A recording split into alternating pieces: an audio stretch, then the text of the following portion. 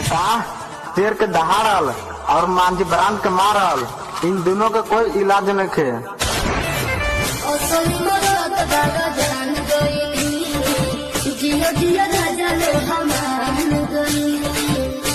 अरे नक्शों को मुहताज नहीं, आपने राहें खुद बनाते हैं।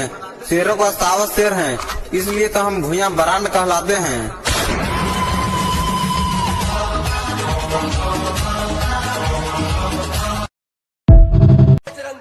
अरे जैसे जरला माचिस की तीली वैसे तो के जार देव। बेटा मांझी ब्रांड के कमेंट में गाली देवे तो जिंदे जमीनिया में गाड़ देव। बेटा ढेर गुमान करत बाटे अपना जिगरियार पर, मांझी ब्रांड का लेका जाओ टांग ले वो हथियार पर।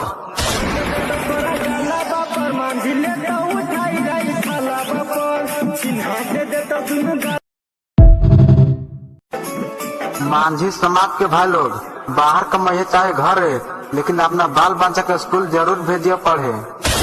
मांझी समाज को आगे बढ़ाना है तो बच्चों को पहले पढ़ाना है।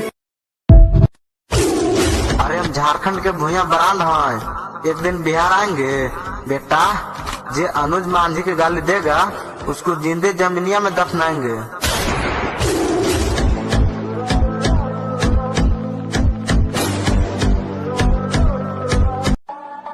करजा जैसन मर्जी वैसा राज चलैले बाने, भूया ब्रांड के लड़का है, पूरा प्रखंड हिलैले बाने।